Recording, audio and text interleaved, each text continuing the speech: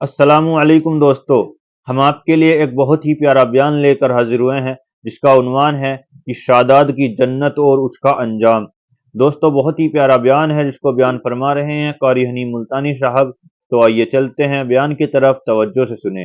नवासे रसूल का इतना ऊंचा मर्तबा है, इतनी ऊंची शान है, इस कदर अल्लाह ताला ने अजमत अता फरमाई। खुद कुरान करीम में है कि अहले बैत से बुराई को मैंने दूर कर दिया, अल्लाह पाक ऐलान फरमा रहे हैं। बुराई उनके करीब नहीं जाती, ये बुराई के करीब नहीं जाते। दीन अहमद सल्लल्लाहु अलैहि वसल्लम के रखवाले हैं सहाबा किराम भी, अहले बैत आज़ाम भी। आखिर आज तक जो अल्लाह का दीन बाकी है, किसी ने तो इसको पाला है, किसी ने इसको संभाला है, किसी ने इसको खून का नजराना पेश कर करके इसको परवान चढ़ाया है। सुभान अल्लाह। उनके बाद भी अल्लाह वालों ने कोई कसर न उठा रखी। मुजद्दद अल-फसानी सरहंदी रहमतुल्लाह अलैह ने सारी जिंदगी अल्लाह पाक जल्ले शानहू के दीन की हिफाजत फरमाई। उन्हें ग्वालियर के जेल खाने में रहना पड़ा, उन्हें बड़ी बड़ी तकलीफों से दो चार होना पड़ा, मगर मुजद्दद अल-फसानी सरहंदी रहमतुल्लाह अलैह कभी घबराए नहीं। अल्लाह वाले मुस्तकबिल से बेनियाज होकर अपनी जिम्मेदारी का एहसास करके उसको पूरा करते हैं। दुनियादार लोग मकानों की हिफाजत करते हैं, दुकानों की हिफाजत करते हैं, बागों और अपने खेतों की हिफाजत करते हैं। अल्लाह वाले मोहम्मद अरबी सल्लल्लाहु अलैहि वसल्लम के दीन की हिफाजत करते हैं। तुम इनको कुछ कहते रहो, वो परवाह नहीं करते। इस कदर इन्हिमाक से ये लोग दीन की हिफाजत करते हैं। अब आपको कैसे यकीन आए? शेखुल हदीस हजरत मौलाना मोहम्मद ज़करिया साहब रहमतुल्लाह अलैह फरमाते हैं, अपनी किताब में लिखते हैं, ऐसे ऐसे लोग भी इस दुनिया में आए, एक वुजू से 12 दिन 12 रात नमाज पढ़ी। ला इलाहा इल्लल्लाह। अब हमें तो यकीन भी नहीं आएगा, क्यों? हम इस काबिल ही नहीं। और इमाम अबू हनीफा रहमतुल्लाह अलैह के बारे में तारीख में तवातुर के साथ ये बात साबित है कि 40 बरस तक ईशा के वुजू से फजर की नमाज पढ़ी। सर्दी, गर्मी, बीमारी, दुख दर्द, सफर, हजर, परेशानी, 40 साल तक जो ईशा का वुजू किया, फजर की नमाज उसी से पढ़ी। एक दो दिन की बात नहीं, बल्कि शक होने लगता है कि या अल्लाह, ये आदमी थे, फरिश्ते थे, ये थे कौन? मदीने पाक में अल्लाह पाक सबको ज़ियारत नसीब फरमाए। एक अल्लाह वाले के यहाँ एक अल्लाह वाला मेहमान बना। अल्हम्दुलिल्लाह। इमाम मालिक रहीमहुल्लाह के यहाँ गालिबन इमाम शाफी रहमतुल्लाह अलैह मेहमान हुए। इमाम मालिक रहीमहुल्लाह बहुत आशिक रसूल और बहुत ही अल्लाह वाले थे। एक दफा हज के लिए गए बस मदीने से बाहर, फिर मदीने से निकले ही नहीं। ऐसा ना हो कहीं बाहर मेरी मौत आ जाए और मैं यार के शहर के दफन से रह जाऊं। मदीने पाक में दफन होने की इस कदर तमन्ना थी कि मदीने से हज के लिए भी बार बार नहीं गए। और 3 मील के एरिए में सारी उम्र में इमाम मालिक रहमतुल्लाह अलैह ने पेशाब पखाना नहीं किया। मदीने का इतना अदब फरमाया। तो इमाम मालिक रहीमहुल्लाह के यहाँ इमाम शाफी रहीमहुल्लाह मेहमान बने, तो इमाम मालिक ने अपने खादिम से कहा कि लोटा भर के रख देना तहज्जुद के वुजू के लिए। तो खादिम ने लोटा भर के रख दिया। सुबह जो देखा उस खादिम ने लोटा पानी का भरा भराया, ज्यों का त्यों भरा हुआ। तो इमाम मालिक से कहने लगा, आप तो कहते थे ये बड़ा अल्लाह वाला है, बड़ा मुहद्दिस है, बड़ा इमाम है, ये तो कुछ भी नहीं, लोटा पानी का भरा हुआ रखा, इसने तो तहज्जुद भी नहीं पढ़ी, इसने तहज्जुद की नमाज नहीं पढ़ी। मैं जो कहना चाहता हूं वो अब भी नहीं समझे आप। ارے کبھی تہجد نہ پڑھنا بھی عیب سمجھا جاتا تھا، اب نماز کوئی نہیں پڑھتا، فرض نماز کوئی نہیں پڑھتا اور جماعت میں کوئی نہیں آتا۔ اس لیے قرآن کریم نے اعلان کیا، فرمایا تتجافا جنوبہم عن المضاجع يدعون ربهم خوفا وطمعا ومما رزقناهم ينفقون۔ فرمایا کامیاب ہیں وہ لوگ جو رات کو اٹھ کر بسترا چھوڑ دیتے ہیں، آرام کی نیند چھوڑ دیتے ہیں۔ اللہ پاک فرماتے ہیں میں عرش عظیم سے ان کو دیکھ رہا ہوتا ہوں، مصلی پہ کھڑے ہو کر رات کو میرے قرآن کی تلاوت فرماتے ہیں۔ عرض یہ کرنا چاہتا تھا، آج تو بڑے بڑے لوگ نماز نہیں پڑھتے، عیب کوئی نہیں نماز نہ پڑھنا۔ امام مالک رحمت اللہ علیہ کو بھی ناگوار لگی، امام شافعی رحمہ اللہ اتنا بڑا آدمی تہجد کیوں نہیں پڑھی؟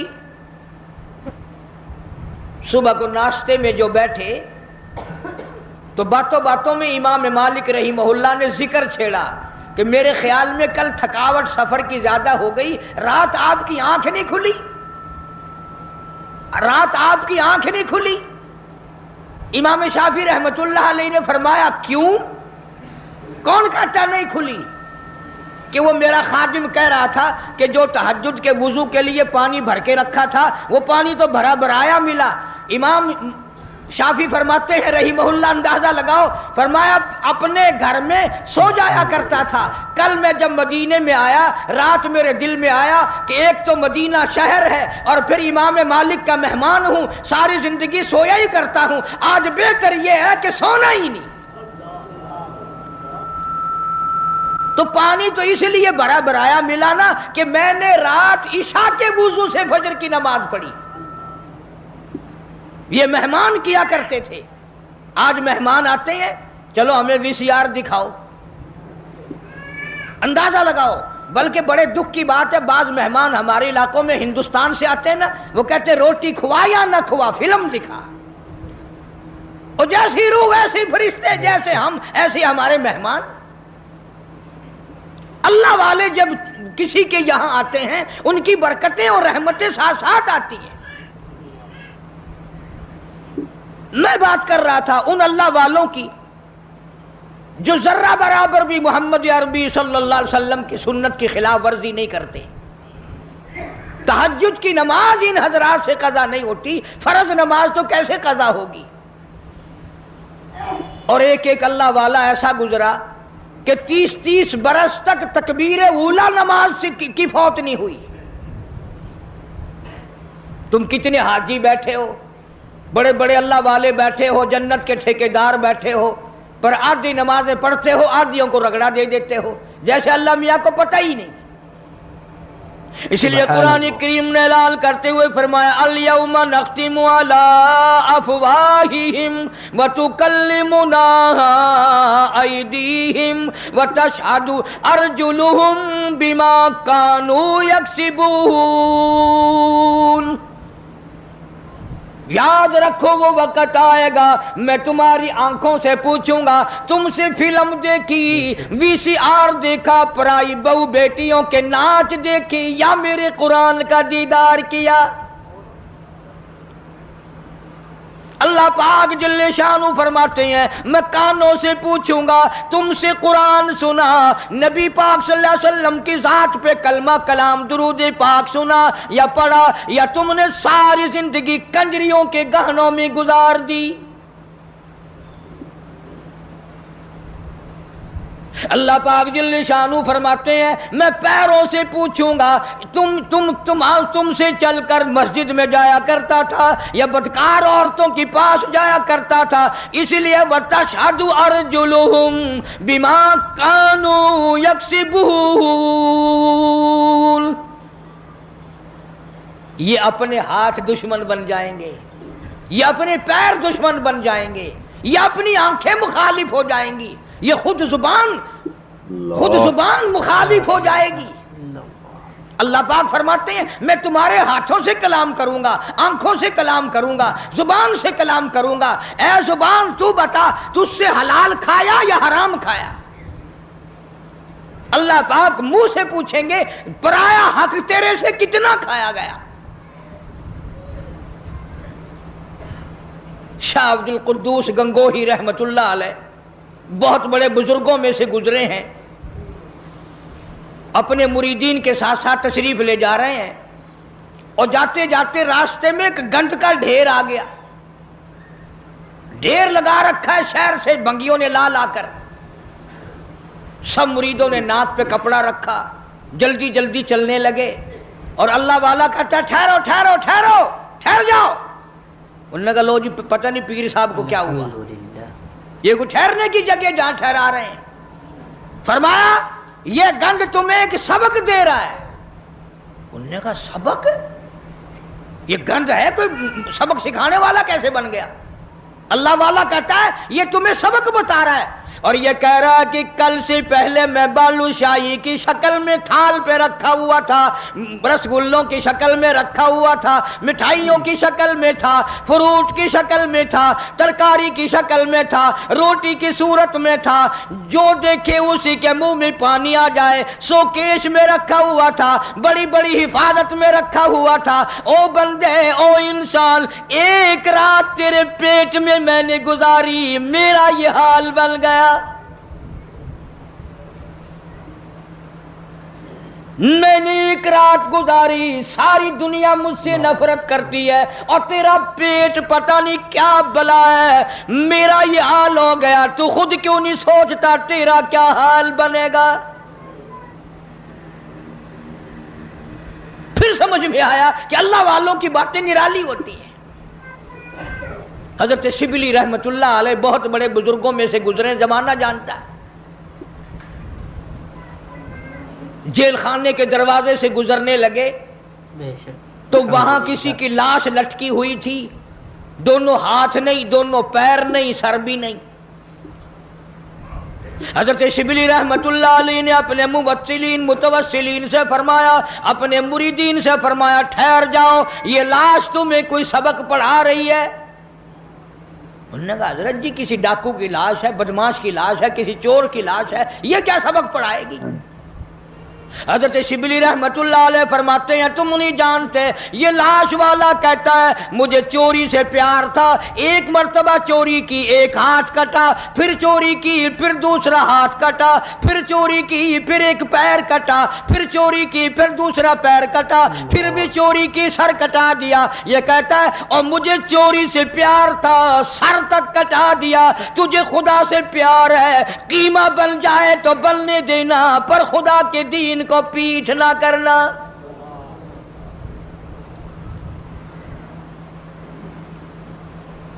اللہ والوں کی باتیں نرالی۔ بابا فرید الدین شکر گنج رحمت اللہ علیہ، ایک مرید آیا اور وہ کینچی بیچنے کا کام کرتا تھا۔ دل میں آیا کہ چلو حضرت کے یہاں ایک کینچی لے چلوں، گھر میں کام آئے گی، تبرک ہو جائے گا، ہدیہ پیش کروں گا۔ بابا فرید الدین شکر گنج رحمت اللہ علیہ نے لینے سے انکار فرما دیا۔ مرید نے بڑا منہ بنایا کہ جی میں غریب ہوں اس لیے میرا ہدیہ واپس کر دیا، میرا نذرانہ واپس کر رہے ہو، کوئی موٹا نذرانہ ہوتا تو قبول فرماتے۔ فرمایا یہ بات نہیں۔ بابا فرید کہتا یہ بات نہیں، تو گھر جا کر سوئی لے آ، میں سوئی قبول کروں گا۔ کیوں اتنی بڑی کینچی رد کر رہے ہو، سوئی لے رہے ہو؟ فرمایا سوئی کا کام جوڑنا ہے، کینچی کا کام کاٹنا ہے۔ فرید جوڑنے آیا ہے، توڑنے نہیں آیا۔ اب یہ باتیں تو لوگوں کو سناتے نہیں، تم سنتے نہیں، بلکہ وہ باتیں سناتے ہیں کہ جی بابا فرید کھوہ میں 12 سال تک الٹا لٹکا رہا، نمازیں تم نہ پڑھو، روزے تم نہ رکھو، چوری تم کرو، زنا تم کرو، بدماشی تم کرو، الٹا بابا فرید لٹکے۔ کیوں؟ یہ کوئی کرامت ہے اللہ والوں کی؟ اور صحابہ کرام نے تو حد کر دی۔ اللہ اکبر، ان سے بڑا ولی کون ہوگا، ان سے بڑا قطب کون ہوگا، ان سے بڑا ابدال کون ہوگا جو شاگرد ہو محمد مصطفیٰ صلی اللہ علیہ وسلم کے؟ اور تو کسی بابا کا مرید ہوگا، کسی اللہ والے کا مرید ہوگا، کسی عالم کا مرید ہوگا، کسی پیر کا مرید ہوگا، تمہیں پتا ہے صحابہ کالی کملی والے کے مرید ہیں، اور ان کی ایک آنکھ نے جو ایک مرتبہ ساتھ سرکار کا دیدار کیا، پوری دنیا کی تمام نیکیاں مل کر صحابی کی اس نیکی کو چھین نہیں سکتی، اس کے برابر نہیں ہو سکتی۔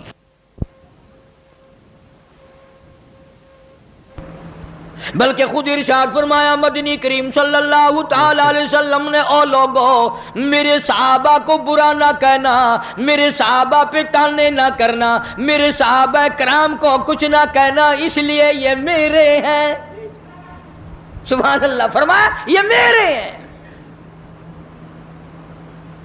اور پھر قربانیاں دی صحابہ کرام نے ان کے عمل کے بارے میں۔ ارشاد گرامیہ فرمایا تم احد پہاڑ سونے کا صدقہ کرو، خیرات کرو،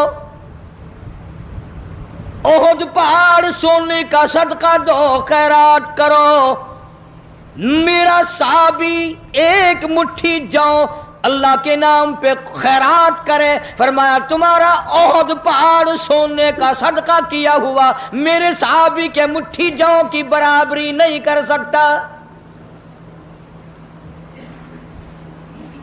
اور یوں بھی فرمایا حضور کریم صلی اللہ علیہ وسلم نے کہ تم اتنا خیرت کرو اللہ کے نام پر، اور میرا صحابی ایک کھجور خرچ کرے اس کا مقابلہ نہیں ہو سکتا۔ اور ولی اللہ سارے صحابہ کی غلامی سے بنتے ہیں، ان اللہ والوں کے نقش قدم پہ چل کر سارے اللہ والے بنتے ہیں۔ حضرت بہاء الحق زکریا ملتانی رحمت اللہ علیہ، دریا چنام میں کشتی آ رہی ہے غلے کی، کچھ مرید بھی ساتھ ہیں، کسی نے آ کر خبر دی حضرت دریا میں کشتی بھاور میں پھنس گئی، ڈوب رہی ہے، تو یوں ذرا سا نیچے کو گردن جھکائی اور سر اٹھا کے فرمایا الحمدللہ۔ بڑے مرید حیران ہوئے، کشتی ڈوب رہی ہے، حضرت الحمدللہ فرما رہے ہیں، واہ بھائی واہ۔ لیکن ایک بات یاد رکھو، اس زمانے میں لوگ بکواس نہیں کیا کرتے تھے، تم جیسے مرید ہوتے نا اسی وقت چادر اٹھا کے بھاگ جاتے، چلو دیکھ لیا پیر صاحب۔ پھر اطلاع ملی کہ جی کشتی اللہ نے بچا دی، کنارے لگ گئی، ذرا سا سر جھکایا اور پھر سر اٹھا کے فرمایا الحمدللہ۔ اب کسی خادم خاص نے پوچھ لیا حضرت ہم نہیں سمجھ سکے، کشتی ڈوب رہی ہے جب بھی الحمدللہ، بچ گئی پھر بھی الحمدللہ، یہ الحمدللہ کیسی ہے؟ تو فرمایا بھائی کشتی ڈوبنے والی خبر تکلیف والی بات تھی، پریشانی والی بات تھی، میں نے اپنے دل میں جھانک کے دیکھا، پریشانی کی خبر سن کر میرا دل اللہ کی یاد سے غافل تو نہیں ہوا، تو میں نے دیکھا میرا دل اللہ اللہ اللہ میں لگا ہوا تھا، میں نے کہا الحمدللہ پریشانی کی خبر سن کر بھی میرا دل اپنے مولا کی یاد میں لگا ہوا ہے۔ اور جب کشتی بچنے کی خبر سنی تو خوشی میں بھی آدمی اللہ کو بھولتا ہے، میں نے پھر اپنے دل میں جھانک کے دیکھا کہ خوشی میں آ کر کے میرا دل کہیں غافل تو نہیں ہو گیا، پھر بھی میرا دل اپنے رب کی یاد میں لگا ہوا تھا، میں نے کہا الحمدللہ۔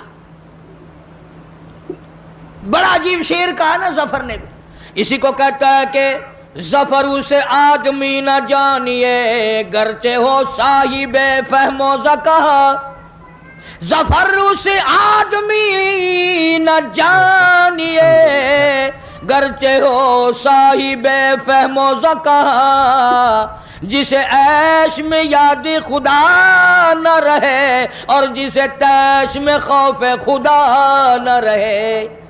او عیش میں خدا کو بھولتے ہیں، تیش میں خدا کو بھولتے ہیں، اسی لیے قرآن کریم کہتا ہے وَإِذَا عَلَمْنَا لَلْإِنسَانِ رَغَبًا بِجَانِبِهِ، منافع اچھا مل جائے، کاروبار اچھا چل پڑے، شراب یاد آ جاتی ہے، رنڈی بازی یاد آ جاتی ہے، جوا یاد آ جاتا ہے، حرام خوری یاد آ جاتی ہے، اور جب مصیبت آئے، بیگم بیمار پڑ جائے، ڈاکٹر جواب دے دیں، حکیم لا علاج کر دیں، بیٹا بیمار ہو جائے، سارے ڈاکٹر جواب دے دیں، پھر قرآن کہتا ہے وَإِذَا مَسَّهُ الشَّرُّ فَذُو دُعَاءٍ عَرِيضٍ، پھر لمبی لمبی دعائیں مانگتے ہیں، مولا تیرے سوا کوئی نہیں، ہر جگہ سر جھکانے والا بھی کہتا ہے مولا تیرے سوا کوئی نہیں. سب نے جواب دے دیا تیرے دروازے پہ آ کے گر گیا ہوں. ادھر اللہ پاک جل شانہ بے نیاز کا اعلان ہے وَإِذَا سَأَلَكَ عِبَادِي عَنِّي فَإِنِّي قَرِيبٌ اجیب دعوت الداعی اذا دعان فلیستجیبوا لی ولیؤمنوا بی لعلہم یرشدون. بے نیاز فرماتے ہیں میرے بندے جب تو مجھے یاد کرتا ہے اور جھولی پھیلاتا ہے اور تیری آنکھوں سے دو قطرے نکلتے ہیں میرا عرش ہلنے لگ جاتا ہے. میرے دروازے پہ آ کے میرا بندہ رویا, میرے دروازے پہ پڑھ کے رویا, جھولی پھیلا کے رویا. اگر ہمیں اس کے دروازے پہ جھولی پھیلانے کی عادت ہی نہیں, ہمارا مزاج نہیں, قرضہ ہو جائے گا جب بھی اس کی صورتیں دنیا میں تلاش کریں گے, مصیبت آئے گی اس کو دور کرنے کی ہزاروں تجویزیں تلاش کریں گے. اللہ کے دروازے پہ پڑھ کر مانگنا ہمیں اصل میں اس پر ہمارا یقین ہو تو مانگے. یہ بات ساری یقین کی ہے. جن کا یقین تھا وہ ساری دنیا میں کامیاب ہوئے. نہ صحابہ کرام کا ہتھیاروں پہ یقین تھا, نہ اسلحے پہ یقین تھا, اور نہ تعداد پہ یقین تھا. بلکہ صحابہ کرام میں سے اگر کسی نے تعداد کے بارے میں تھوڑا سا فخر کیا اللہ نے وہیں پکڑا. فرمایا قلت و کثرت تمہارے لیے نہیں اور میں جو تمہاری ساتھ ہوں, پھر تمہیں کیا پرواہ ہے. پھر اللہ پاک کے بندے ایسے دنیا میں آئے, ایسے ایسے لوگ دنیا میں آئے. ایک صحابی جنگل میں سے گزر رہا ہے, جنگل میں سے گزر رہا ہے, راستہ بھول کر اور بیابان جنگل میں چلا گیا.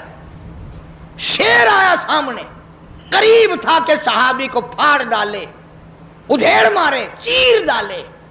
صحابی نے شیر کو دیکھا, شیر نے صحابی کو دیکھا. جب قریب آیا یوں للکار کے کہنے لگا جنگل کے شیر کیا تو ان آنکھوں کو چیر دے گا جو آنکھیں محمد مصطفیٰ صلی اللہ علیہ وسلم کا دیدار کر چکی ہو؟ ان آنکھوں کو چیرے گا جو کالی کملی والے کا بار بار دیدار کر چکی ہو؟ تو اس جسم کو اڈھیڑے گا؟ ابن حشام نے لکھا ہے, ابن خلدون نے لکھا ہے کہ شیر قریب آیا اور پاؤں چاٹنے لگا. بظاہر یہ کہنے لگا اگر تو ان کا غلام ہے تو میں تو ان کے غلاموں کا غلام ہوں. اور جانور غلامی کرتے تھے کبھی تیری. دریائے قلزم کے کنارے پر صحابہ کرام رضوان اللہ تعالی علیہ مجمعین کی جماعت کھڑی ہے. دریا میں طغیانی ہے, سیلاب ہے. حضرت سعد ابی وقاص رضی اللہ تعالی عنہ امیر لشکر ہیں, قیادت ہے. دو چار صحابہ کرام گئے حضرت سعد کو جا کے کہنے لگے سعد کمال ہے یار, موسیٰ علیہ السلام کے غلاموں کو اسی دریا نے سڑکیں بنا کے دی اور ہم غلام ہیں محمد عربی صلی اللہ علیہ وسلم کے, اور ہم کھڑے ہوئے دریا کا منہ دیکھ رہے. علماء کرام نے لکھا ہے, تاریخ شاہد ہے, حضرت سعد نے یہ جواب نہیں دیا کہ بھئی وہ نبی تھے, میں امتی ہوں, حضور صلی اللہ علیہ وسلم کا غلام ہوں. دریا کے کنارے پر کھڑے ہو گئے حضرت سعد, آواز لگائی یا ایھا البحر, اور دریا ہم غلام ہیں محمد عربی صلی اللہ تعالی علیہ وسلم کے, اور دین کی اشاعت کے لیے جا رہے ہیں, جہاد فی سبیل اللہ کے لیے چلے ہیں. تؤمنون باللہ ورسولہ وتجاہدون فی سبیل اللہ, اللہ کی راہ میں جہاد کے لیے چلے ہیں, تیرا نام بلند کرنے چلے ہیں, کفر کو مٹانے چلے ہیں, شرک کو مٹانے چلے ہیں, تیری توحید کا جھنڈا بلند کرنے چلے ہیں. میں سڑکیں بن گئی, عقل نہیں مانتی میری تیری, دریا میں سڑکیں بن گئی. صحابہ کرام جو پار گزرے, یہاں تک لکھا ہے ابن حشام نے کسی صحابی کے گھوڑے کے پیر کو پانی نہ لگا. اور جب پار گزر گئے ایک بوڑھے صحابی کو حضرت سعد ابی وقاص رضی اللہ تعالی عنہ نے دیکھا، پرلے کنارے پہ بیٹھا ہوا صحابی بوڑھا ہے، رو رہا ہے۔ فرمایا ما تبکی یا ایھا الشیخ، او بوڑھے اللہ والے بزرگ تو کیوں رویا، تجھے کیا تکلیف ہوئی، تیرا کیا نقصان ہوا؟ صحابی کہتا میرا بڑا نقصان ہو گیا، میں مر گیا، مجھے بڑی تکلیف ہوئی، میرا کلیجہ پھٹ گیا، میرا جگر پھٹ گیا، میرا بڑا نقصان ہوا۔ اور بتا تو صحیح ہوا کیا؟ کہنے لگا میرے آقا محمد کریم صلی اللہ علیہ وسلم نے مجھے ایک لکڑی کا پیالہ ہدیہ عطا فرمایا تھا، حضرت نے اپنے رحمت والے ہاتھوں سے مجھے ایک نشانی دی تھی، مجھے ایک تحفہ دیا تھا، میرے پاس تھا، اس دریا میں سے گزرتے گزرتے میرے ہاتھ سے چھوٹ گیا، اور میری زندگی میں میرے آقا کا عطا کردہ ہدیہ مجھ سے چھن گیا، مجھے اپنی زندگی اچھی نہیں لگتی، میں مر جاتا، میرا پیالہ نہیں حضور کریم صلی اللہ علیہ وسلم کے رحمت والے ہاتھوں سے مجھے ملا، اور دنیا ہی میں مجھ سے پیالہ چھن گیا۔ الحمدللہ۔ ہن جو تساں حضرات دے وچوں اتھاں کوئی ہوویا نا تو آکھیا او میاں صبر کر، صبر دا پھل بہت میٹھا ہے، صبر چنگی سے جتنے دہاڑے تیرے نصیباں وچ ہے تو ورتیا، ہن گیا بس پانی بھی چلا گیا، ہن کیا ہو گیا، اور پیالے سے بڑے پیالے مل جائیں گے، اپنے اپنے یقین کی بات ہے۔ سعد ابی وقاص رضی اللہ تعالیٰ عنہ کھڑے ہو گئے، دریا کو خطاب کر کے فرمایا اور دریا ہم غلام ہیں محمد عربی صلی اللہ تعالیٰ علیہ وسلم کے، اور ایک اللہ والا رو رہا ہے، میں اس کا رونا برداشت نہیں کر سکتا، وہ لکڑی کا پیالہ میں تجھے حکم دیتا ہوں جلدی واپس کر۔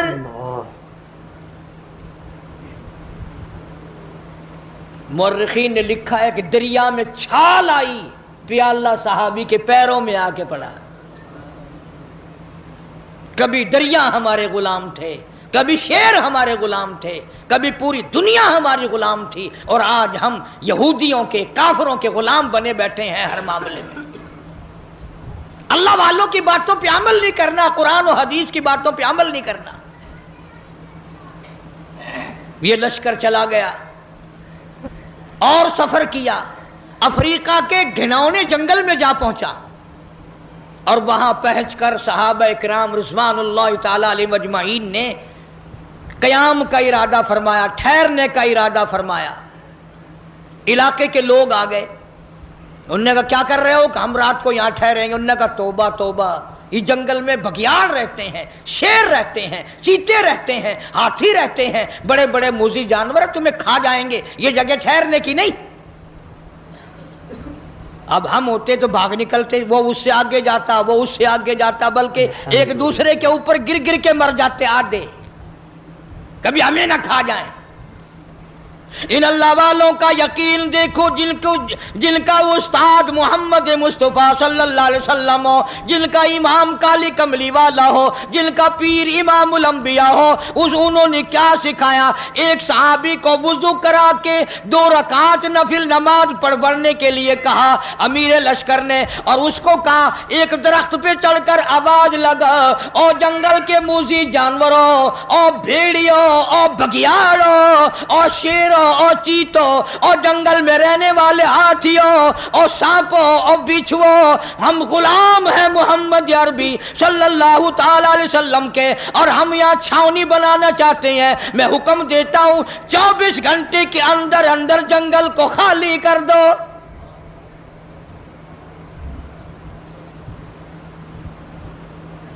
ابن حشام لکھتا ہے شور مچاتے ہوئے جانور، چھوٹے بچے اپنی پیٹھوں پہ بٹھائے ہوئے، جس طرح کا جانور تھا تمام کے تمام نے جنگل کو خالی کر دیا۔ آج ہمارا اپنا اپا قابو میں نہیں، گھروں کے ماحول بگڑ گئے، محلے بگڑ گئے، گلیاں بگڑ گئی، علاقے بگڑ گئے، ملک کے حالات بگاڑ کے رکھ دیے ہماری بدتمیزی کی وجہ سے۔ خوف خدا ہو پھر سب کچھ بنتا ہے۔ ایک بزرگ کے بارے میں لکھا ہے کہ 40 برس تک خشک آٹا پھانکا، منہ میں اور اوپر سے پانی پی لیا، 40 سال۔ اب تم تو سوچ رہے ہوگے کوئی پاگل ہوگا، پاگل بے عقل ہوگا کوئی مست، نہیں پاگل نہیں تھا، بڑا عقل مند تھا. تم تو اس لیے پاگل کہو گے نا کہ وہ پراٹھے پکا کے نہیں کھاتا تھا. کسی نے پوچھ لیا کہ جی حضرت مدت ہوگی میں دیکھتا ہوں آٹا پھانک کر پانی پی لیتے ہو، روٹی نہیں پکاتے، روٹی کھانی چاہیے. ہائے ہائے کیا جواب دیا. اللہ والا کہنے لگا میں نے حساب لگایا، آٹا چھاننے میں، گوندنے میں، پکانے میں، چبا کر کھانے میں جتنا وقت لگتا ہے اتنی دیر میں آدمی 2000 مرتبہ اللہ اللہ اللہ کر سکتا ہے. اور پیٹ بھرنے کے لیے اتنا بڑا خسارہ کون اٹھائے؟ پیٹ ہی تو بھرنا ہے. میں آٹا پھانک کر پانی پی لیتا ہوں تو میرا کیا بگڑا ہے؟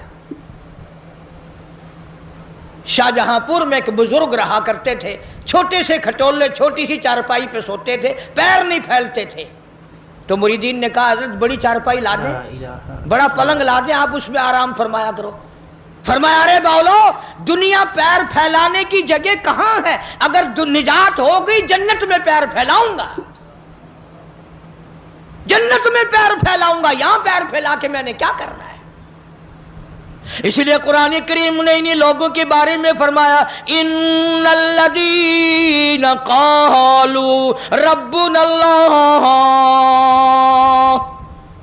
بے شک وہ لوگ جنہوں نے اپنی زبانوں سے کہا ہے لا الہ الا اللہ محمد الرسول اللہ، اللہ کی توحید کا اقرار کیا، مدنی کریم صلی اللہ علیہ وسلم کی نبوت کا اقرار کیا، آخر الزماں پیغمبر مانا. فرمایا ثم استقاموا، پھر اسی پر جمع رہا، ڈٹا رہا، اس کے خلاف نہ کیا. الحمدللہ. یہ نہیں ہماری طرح کہ کلمہ بھی پڑھ رہے ہیں ظلم بھی کر رہے ہیں، کلمہ بھی پڑھ رہے ہیں رشوت بھی لے رہے ہیں، کلمہ بھی پڑھ رہے ہیں ملاوٹ بھی کر رہے ہیں. یہ بات ان لوگوں میں نہیں تھی. یہی وہ چیز تھی جو اللہ والے سکھایا کرتے تھے، اندر کو صاف کر دیا کرتے تھے، اندر کو. یہاں بہاولپور ہائی کورٹ کے جج تھے جج عالم علی خان، اللہ تعالیٰ ان کی قبر کو منور فرمائے. بہت نیک آدمی تھے، ہماری برادری کے تھے، ہمارے ضلع کے رشتہ داروں میں سے. صوفی عبدالحمید جو وزیر تعلیم بھی رہا، وزیر خوراک بھی رہا، اس کے والد تھے جج عالم علی خان. دائرہ خیال، کمیونسٹ خیال کا آدمی، انگریزی خان. نماز کو بھی کہتا تھا خام خواہ کی بکواس ہے، دین اور ایمان ساری باتوں کا مخالف. مولانا سر رحیم بخش رحمت اللہ علیہ بہاولپور کے وزیر تھے. مولانا اکثر وقت میں جاتے، صبح کے وقت میں خاص طور سے جا کر اپنے بھائی کے پیر دباتے. اٹھ جا بھائی، چڑیا بھی اللہ اللہ کر رہی ہے، پرندے بھی اللہ اللہ کر رہے ہیں، تو بھی نماز پڑھ لے. وہ کہتا مولوی تیرا دماغ خراب ہے، جب نیند اچھی آنے لگتی ہے تو پتہ نہیں کہاں سے آ جاتا ہے، نہ خود سوتا ہے نہ مجھے آرام کرنے دیتا ہے. اور یہی ٹائم تو نیند کا ہے. تجربہ کر کے دیکھ لو، رات کے 1-2 بجے تک کھاتے رہیں گے، پیتے رہیں گے، VCR دیکھتے رہیں گے، فلم دیکھتے رہیں گے. جب صبح کا ٹائم آئے گا نا، یہ جتنے بڑے بڑے ہیں نا سارے سو جاتے ہیں. کوٹھیوں کے پاس سے صبح کو گزر کے دیکھو نا، ایسا معلوم ہوتا ہے چاروں طرف کوئی زندہ ہی نہیں، کتا بھی نہیں بھونکتا صبح کو، سنسان. مولانا رحیم بخش رحمت اللہ علیہ روز جاتے، تو سگا بھائی تھا، اور فرماتے بھائی اگر تو جہنم میں گیا میں تیرا بھائی کس طرح دیکھوں گا تجھے جہنم میں جلتے ہوئے. نماز پڑھ، اللہ کی عبادت کر، اس کی بندگی کر. ایک دن جج صاحب اکڑ کے کہنے لگے مولوی صاحب بات سن، ایک دن نمازیں پڑھوا لے جتنی بھی پڑھوانی ہے،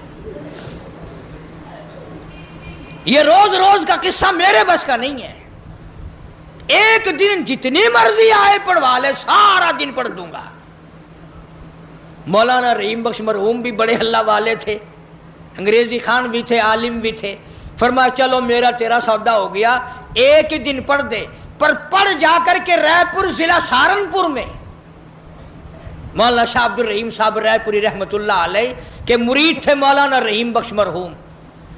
یہ جس اللہ والے کا میں نے نام لیا یہ سید عطا اللہ شاہ بخاری کا بھی پیر ہے، یہ مولانا محمد علی صاحب جلندری رحمت اللہ علیہ کا بھی پیر ہے.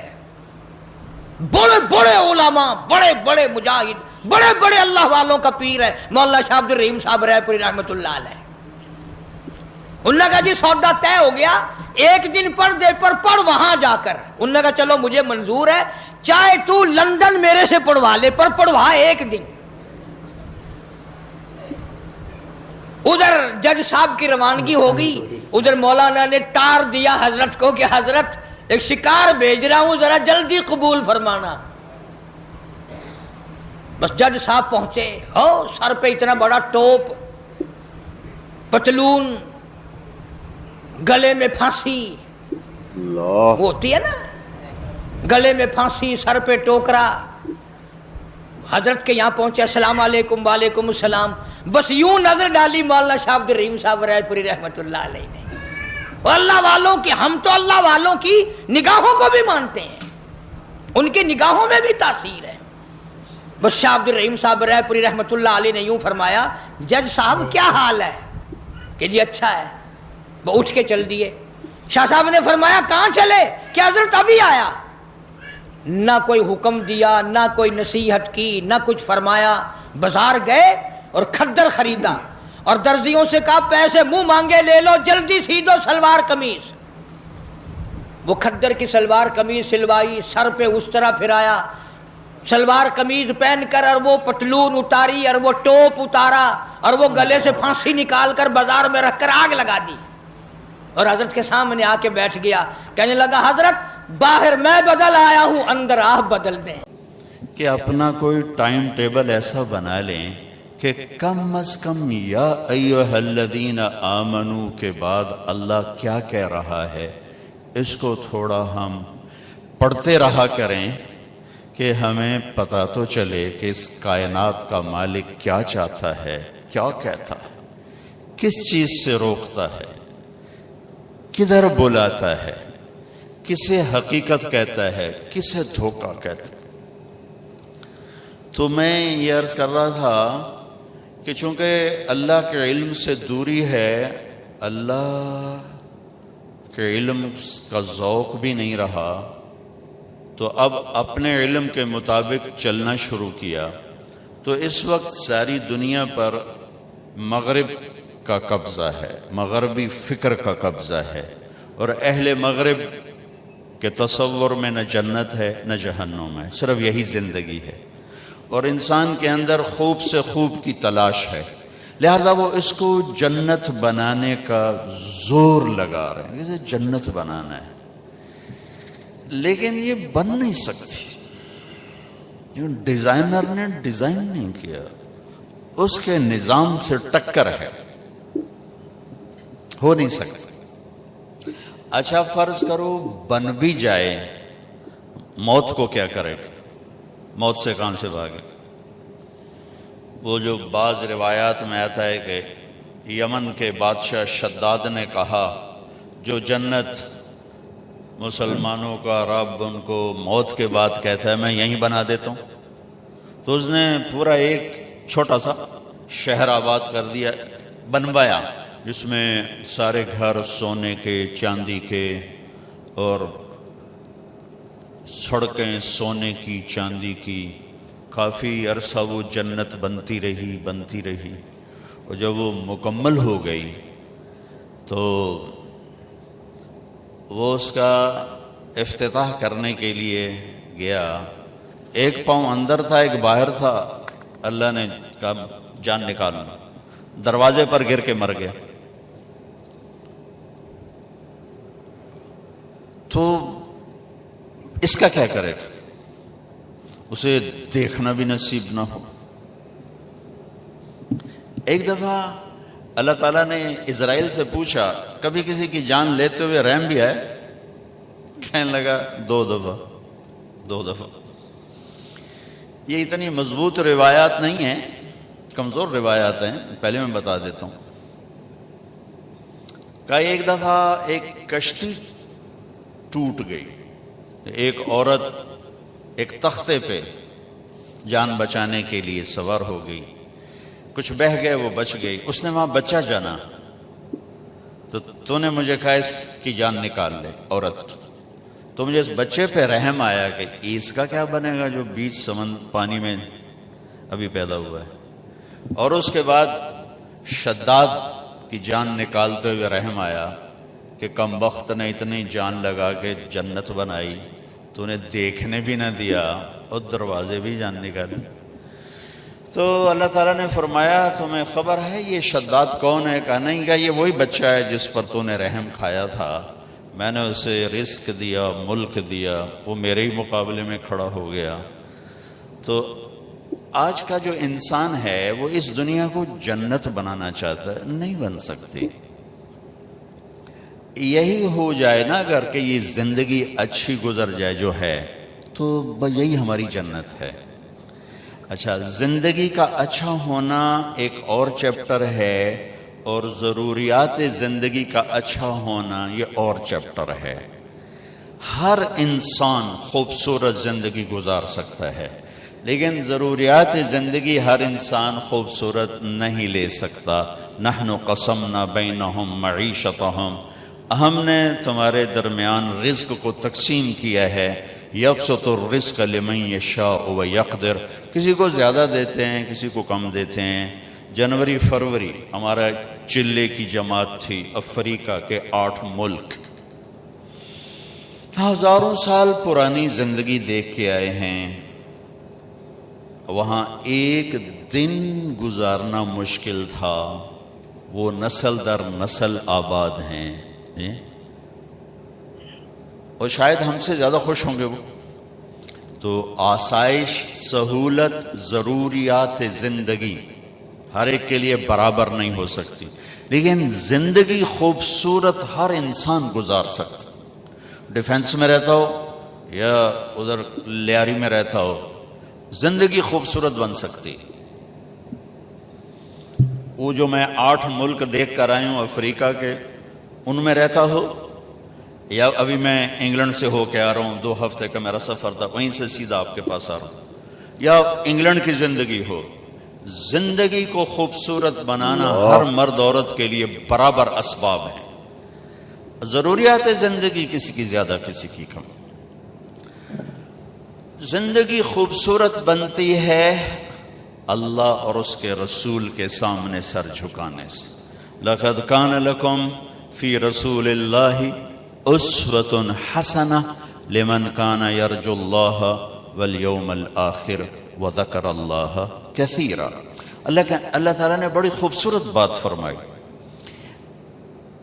اللہ یوں بھی کہہ سکتے تھے کہ میرے نبی تمہارے لیے مکمل زندگی لائے ہیں، مکمل۔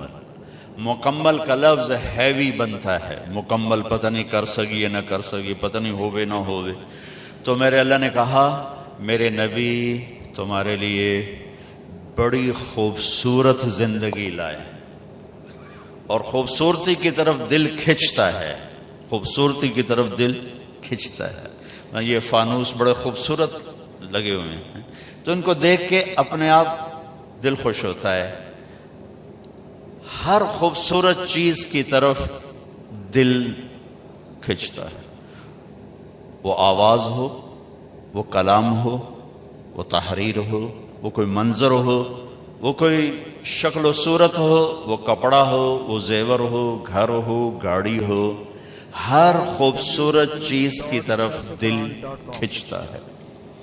تو میرے اللہ نے کہا میرے نبی تمہارے لیے بہت خوبصورت زندگی لائے۔ کائنات میں کوئی مرد عورت اگر زندگی خوبصورت بنانا چاہتا ہے تو اسے اللہ کے محبوب صلی اللہ تعالی علیہ وسلم کے پیچھے چلنا پڑے گا۔